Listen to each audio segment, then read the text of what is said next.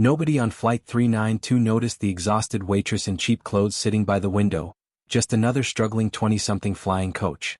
But when the engine exploded at 37,000 feet and her name crackled across military frequencies, everything changed. Because Falcon wasn't just a waitress. She was a legend. Before you watch full story, comment your country below. Hit subscribe because tomorrow I'm bringing the best story yet. Nobody on Flight 392 from Atlanta to Seattle paid much attention to the young woman in seat 17A. She wore faded jeans and a simple hoodie, her brown hair pulled back in a messy bun, earbuds in as she stared out the window with a distant expression. To the other passengers, she was clearly service industry, maybe a waitress or barista, making the long journey west to visit family or start over in a different city. Sarah Chen was 26 years old and did, in fact, work as a waitress at a small diner near Dobbins Air Force Base in Georgia. What nobody on that plane knew, what they couldn't possibly guess looking at her modest clothes and tired expression, was that 5 years ago, Captain Sarah Falcon Chen had been one of the most promising fighter pilots in the United States Air Force. She had flown the F-16 Fighting Falcon with a skill that impressed even veteran instructors. Her call sign Falcon wasn't just for the aircraft she piloted, it was for her sharp vision, lightning reflexes, and ability to spot threats and opportunities that other pilots missed. At 24, she'd been on track to qualify for the F-22 Raptor, the pinnacle of American fighter aviation. Then came the mission over hostile territory. A mechanical malfunction. A split-second decision to stay with her crippled aircraft long enough to steer it away from a civilian village before ejecting.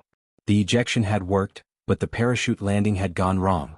Shattered spine, severe nerve damage in her right leg, months of surgeries and painful rehabilitation. The doctors had saved her leg but not her career. Military physicals were unforgiving. She couldn't meet the standards required to fly combat aircraft. At 25, Captain Sarah Chen became civilian Sarah Chen, medically retired veteran with a leg that still ached on cold days and dreams filled with skies she could no longer reach. The diner job paid the bills. Barely. The modest apartment she shared with 2 roommates was a far cry from officer quarters on base. But she lived near Dobbins because she couldn't bring herself to leave aviation completely behind. She served coffee to pilots, mechanics, and support personnel, listening to their stories about flights and missions, living vicariously through their experiences while pretending it didn't tear her apart inside. Today she was flying to Seattle for her sister's wedding. The ticket had taken 3 months of saving, cutting every possible expense. She'd packed light, 1 small carry-on bag, to avoid checked baggage fees. The window seat was the cheapest available, and she'd taken it gratefully, knowing she could at least watch the sky even if she couldn't fly through it anymore. The flight attendant, a cheerful woman named Monica, paused at row 17 during the beverage service. "What can I get you, Han?" she asked with the practiced smile of someone who'd asked that question 10,000 times. "Just water, please," Sarah replied quietly, barely making eye contact. Monica noted the tired look, the cheap clothes, the worn backpack under the seat. Another young person struggling to get by, she thought sympathetically. She gave Sarah an extra packet of cookies with her water. "Here you go, sweetie. On the house." Sarah managed a small smile of gratitude as she accepted them. She wasn't hungry, her stomach was already knotted with the familiar anxiety that flying as a passenger always brought. Being in an aircraft she couldn't control, couldn't fly, felt like a unique form of torture. The Boeing 737 cruised smoothly at 37,000 feet, following its flight path over the Rocky Mountains. Sarah tried to focus on her book, but her trained eyes kept drifting to the window, automatically noting air conditions, cloud formations, wind patterns. Old habits died hard. Then she felt it, a subtle vibration that wasn't quite right. Her body tensed immediately, every instinct suddenly alert. She pressed her hand against the window frame, feeling the frequency of the vibration. Something in the engine mounting system. Possibly a failing bearing or turbine imbalance. Sarah pressed the call button. Monica appeared moments later, still smiling. "Yes, Han? Need something else?" "Has the crew mentioned any mechanical issues?" Sarah asked, keeping her voice calm but urgent. Monica's smile faltered slightly. "No, everything's fine. Why do you ask?" "There's a vibration in the starboard engine. It's getting worse. They need to know." Monica glanced at her uncertainly, clearly seeing only a young waitress, not recognizing any authority or expertise. "I'm sure the pilots have everything under control, but I'll mention it to them." Her tone was polite but dismissive, the way you'd humor someone who was nervous about flying. Sarah bit back frustration. She knew that vibration. She'd felt it once before in an F-16 during a training flight, minutes before an engine failure that required an emergency landing. 5 minutes later, the vibration intensified. Other passengers were starting to notice now, shifting uncomfortably in their seats, exchanging worried glances. The flight attendants tried to maintain calm, but Sarah could see the tension in their movements as they secured the galley carts and prepared for potential turbulence. Then came the sound every pilot dreads, a loud bang from the right side of the aircraft, followed by violent shuddering. Oxygen masks dropped from the overhead compartments as alarms began blaring in the cockpit. The plane lurched to the right, its nose tilting downward as the pilots fought for control. In the cockpit, Captain Mike Reynolds and First Officer Amanda Walsh faced a nightmare scenario.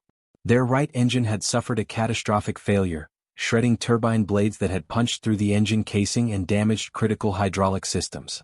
Warning lights covered their instrument panels like a deadly Christmas display. "Engine 2 is gone," Walsh reported, her voice tight but professional. "We've got hydraulic system A failure, partial loss of system B. Flight controls are degraded." Reynolds wrestled with the yoke, feeling the sluggish response. "Declaring emergency.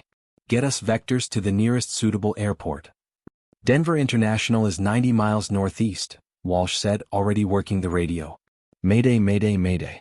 United 392 Heavy experiencing engine failure and hydraulic system damage. Requesting immediate vectors to Denver and emergency services standing by." The response came immediately from air traffic control, along with the information that 2 F-22 Raptors from nearby Buckley Air Force Base were being scrambled to provide visual assessment and escort. In the passenger cabin, chaos reigned. People screamed, prayed, grabbed for oxygen masks with shaking hands. Flight attendants moved through the cabin with practiced efficiency despite their own terror, helping passengers secure masks and prepare for possible crash positions. Sarah had her mask on in seconds, her mind automatically shifting into crisis mode. She assessed the aircraft's behavior, the angle of descent, the asymmetric thrust, the control responses she could feel through the airframe. They'd lost the right engine completely and had degraded hydraulics. The pilots were trying to maintain controlled flight with limited control authority. She pulled out her phone and quickly typed a message, her fingers steady despite the chaos around her. "Major hydraulic failure. They'll need differential thrust techniques and manual reversion procedures. Tell them Falcon knows the drill." She handed the phone to the businessman in 17B, who was white-knuckling his armrests and muttering prayers. "Give this to a flight attendant," she said firmly. "Tell them it's urgent."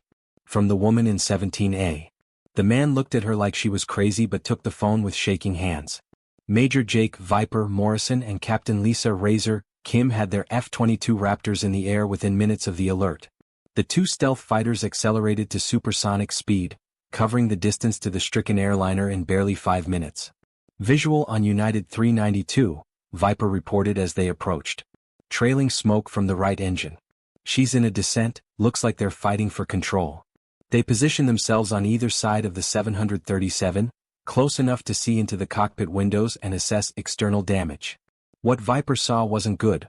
The engine cowling was torn apart, hydraulic fluid streaming from damaged lines, and control surfaces moving erratically. "United 392, this is Viper leading Raptor flight," he transmitted on the emergency frequency. "We're visual with your aircraft. Assess severe engine damage with apparent hydraulic system compromise. Confirm your status." Reynolds' voice came back strained but professional. "Raptor flight, United 392. Complete failure, engine 2, hydraulic systems A and B compromised, flight controls degraded. We're stable for now but struggling to maintain altitude and heading. Making for Denver." Monica reached the cockpit with Sarah's phone, knocking urgently on the reinforced door. When it opened a crack, she pushed the phone through. "A passenger sent this. She says it's urgent." Walsh grabbed the phone, reading the message quickly. Her eyes widened. "Captain, we've got a passenger claiming knowledge of hydraulic failures and differential thrust techniques. Says her call sign is Falcon." Reynolds spared a glance at the message while fighting the controls. "Falcon? That's a fighter pilot call sign. Some kid thinking they can help because they play video games." But Walsh was already typing a response. "Who is this?"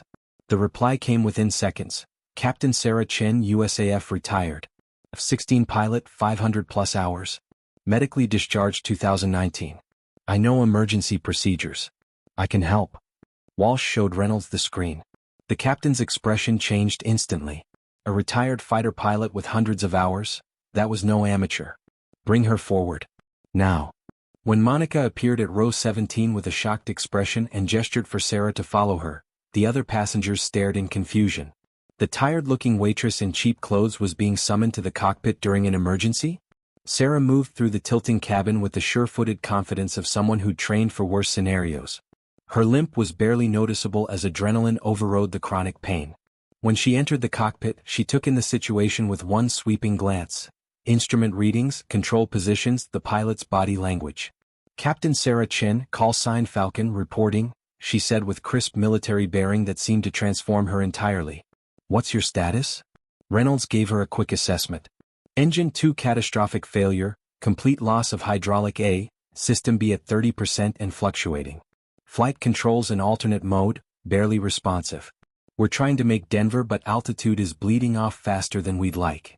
Sarah's eyes moved across the instruments, her mind processing information with the speed that had made her an exceptional pilot. Your descent rate is too high for Denver. You won't make it at this trajectory. She pointed at the navigation display. There's Peterson Air Force Base 40 miles south-southwest. Shorter runway than Denver but adequate for emergency landing. More importantly, it's downhill from our current position and heading. Walsh checked the calculations. She's right. Peterson gives us better odds. Raptor flight, do you copy? Sarah asked, reaching for the radio with practiced ease. We copy, came Viper's voice. Who's this? Viper, this is Falcon. Long time no hear. There was a stunned pause. Falcon? Sarah Chin? What the hell are you doing on that plane? Riding in coach apparently. Listen, we need vectors to Peterson. This bird won't make Denver. Can you coordinate? Already on it, Viper responded, and Sarah could hear the grin in his voice despite the crisis. Falcon, you always did know how to make an entrance. Peterson is being notified now. They're rolling out emergency equipment. Sarah turned to Reynolds. Captain, with hydraulic system B failing, you're going to lose normal control authority soon. You need to start using differential thrust now before you lose the ability to fine-tune it. I can talk you through it. Reynolds nodded, recognizing expertise when he heard it. Tell me what to do. For the next 20 minutes, Sarah coached Reynolds and Walsh through techniques most commercial pilots never learned. Using asymmetric engine thrust to assist with directional control, coordinating with the degraded hydraulic systems to maximize what little control authority remained, managing speed and descent rate with precision that left no margin for error. Increase thrust on engine 1 to 75%, Sarah instructed calmly. It'll help compensate for the right side drag. Now small inputs on the yoke, don't overcorrect. The response delay is going to be longer than you're used to. The 737 gradually steadied, its descent becoming more controlled.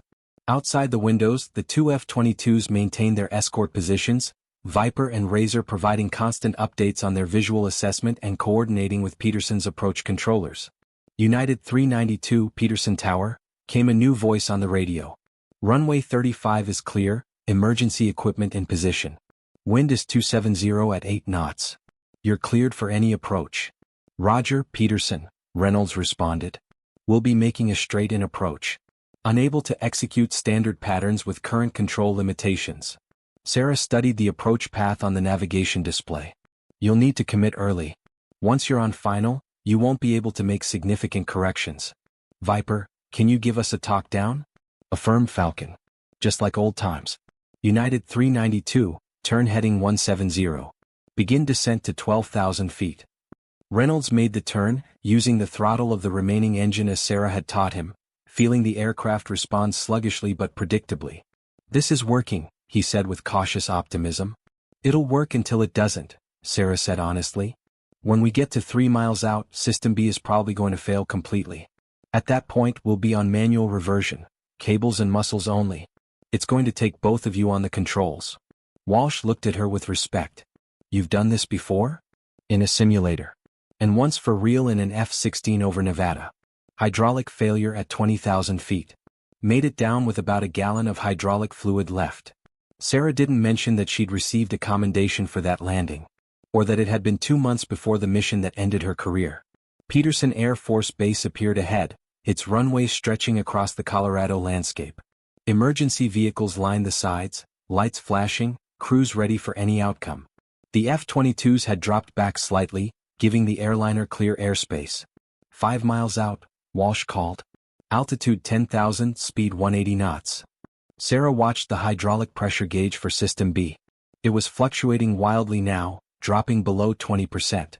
It's going to fail soon. Captain, first officer, both hands on the controls.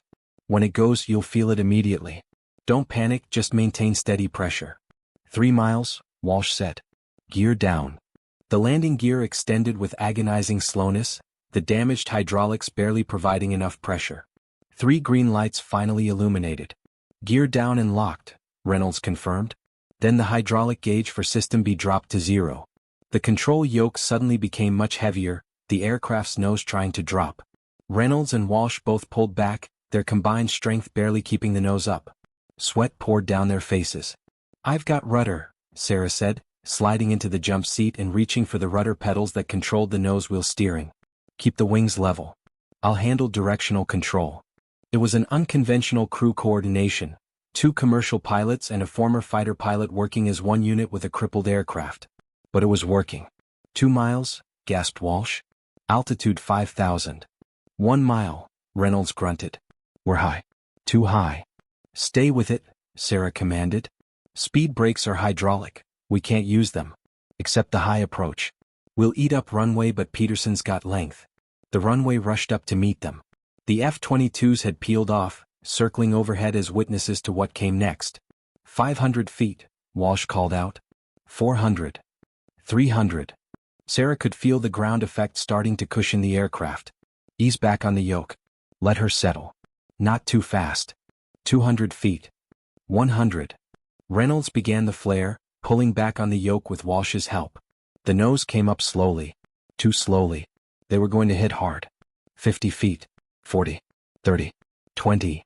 The main landing gear hit the runway with a bang that echoed through the cabin. The nose gear slammed down a moment later. Reynolds immediately deployed the thrust reversers on the remaining engine while Walsh worked the brakes. The aircraft rolled down the runway, speed bleeding off but still frighteningly high. 5,000 feet of runway disappeared. 6,000. 7,000. At 8,000 feet, 3,000 feet from the end of the runway, the 737 finally rolled to a stop. For several seconds, nobody in the cockpit moved. They simply sat there, breathing hard, processing the fact that they were alive and on the ground. Then Reynolds turned to Sarah with tears streaming down his face. You saved us. All of us. The evacuation was orderly despite everyone's shaken nerves. Passengers slid down emergency slides onto the tarmac where military personnel and emergency responders waited to assist. Some were crying, some laughing with the giddy relief of survival, all grateful to be alive. Sarah was the last passenger off, staying in the cockpit to help Reynolds and Walsh complete their emergency shutdown procedures. When she finally emerged into the Colorado sunlight, she found a reception committee waiting. Major Jake Viper Morrison and Captain Lisa Razor Kim stood at the base of the slide in their flight suits, having landed their F-22s minutes earlier. Behind them stood a dozen other pilots from the base who'd heard the radio transmissions and come out to witness the landing. When Sarah's feet touched the ground, Viper stepped forward and saluted sharply. Captain Chin. Permission to welcome Falcon home, ma'am? Sarah, surprised by the formality, returned the salute out of instinct. At ease, Viper. I'm not a captain anymore. Just a civilian who happened to be in the right place. The hell you are, said a gruff voice. Colonel Marcus Bradford, the base commander, pushed through the crowd. Captain Chin, I've been following your career, including your medical retirement. What you did up there today went beyond the call of duty. You saved 147 lives with skills you learned in my Air Force. Our Air Force, sir, Sarah corrected gently. It'll always be ours. The passengers had been watching this interaction with growing amazement. The tired waitress they'd barely noticed was actually a fighter pilot? She'd helped land the plane? Monica, the flight attendant, approached with tears in her eyes. You tried to tell me about the engine. I didn't listen. I'm so sorry. Sarah smiled and squeezed her hand. You couldn't have known. It's okay. The businessman from 17B stepped forward. I judged you, he said bluntly. Saw the cheap clothes, the service job, made assumptions. I'm an executive at a tech company. I thought I was more important than you. He extended his hand. I was wrong. Thank you for my life. One by one, passengers approached to thank her. A mother holding her young daughter. An elderly couple celebrating their 50th anniversary. A young soldier heading to his first deployment. All alive because the woman they dismissed had possessed skills and knowledge they never suspected. The news media arrived within the hour, and by evening, Sarah's story had gone viral. Video footage from Peterson's tower showed the dramatic landing. Phone recordings from passengers showed the moment Sarah had entered the cockpit.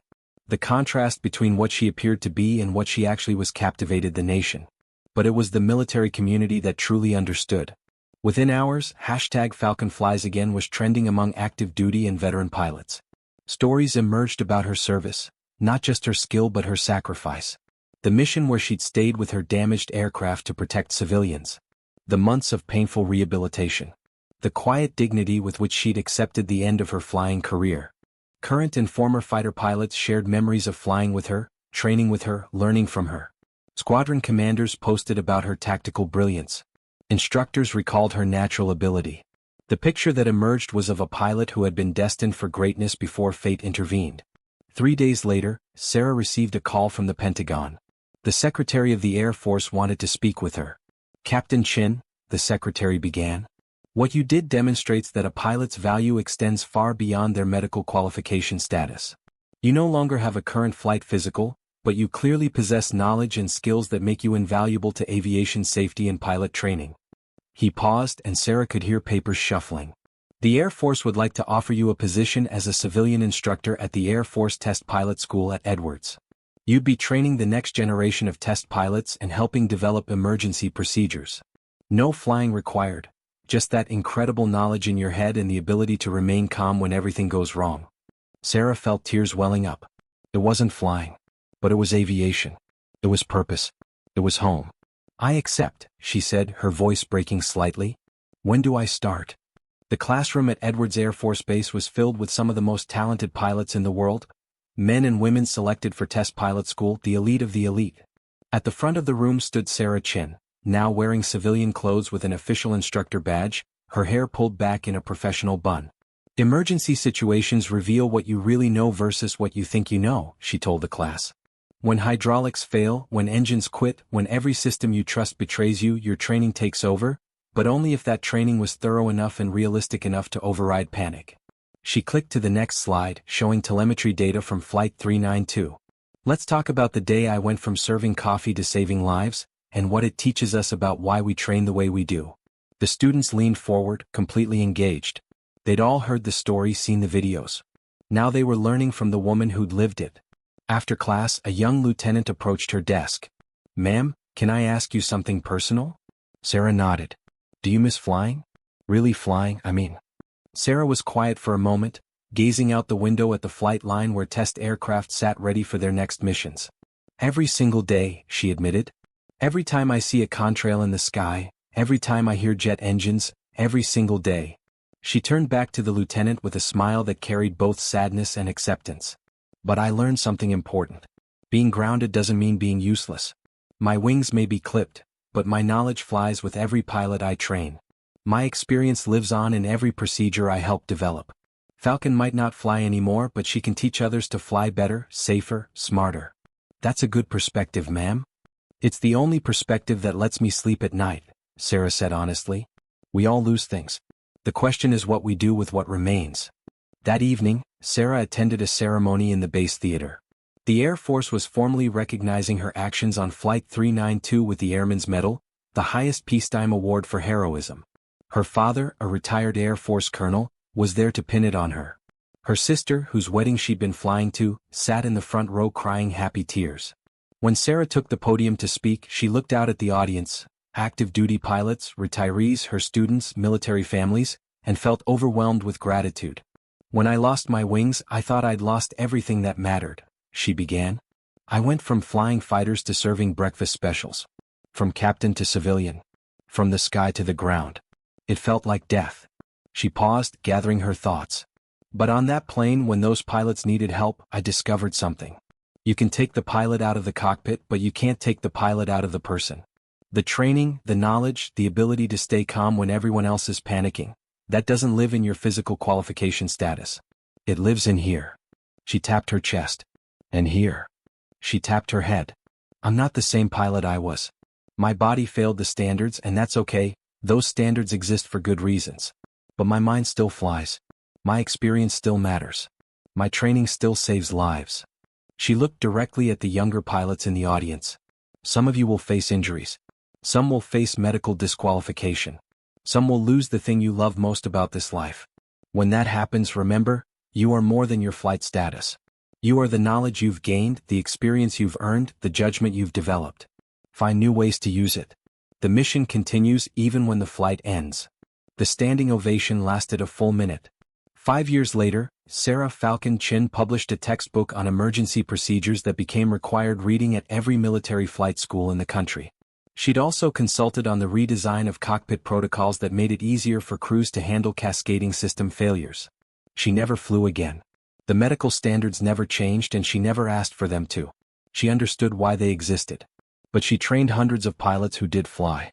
And when those pilots faced emergencies, they survived because of what she'd taught them. When systems failed, they remained calm because she'd shown them how. When the impossible happened, they landed safely because she'd prepared them for the unthinkable.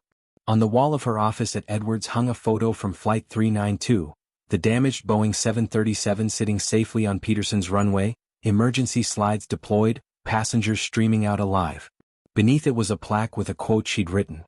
"A true pilot flies not just with wings, but with knowledge, courage, and the unshakable determination to bring everyone home. The sky may have limits, but the pilot's spirit never does." And every morning when she arrived at Edwards and saw the jets taking off into the California sky, Sarah smiled. She wasn't up there anymore. But part of her flew with every single one of them. Falcon had found a new way to soar. The sky is not the limit when your knowledge has no bounds. This story is dedicated to all the pilots who've lost their wings but never lost their spirit, and to everyone who's had to reinvent themselves after losing what they loved most.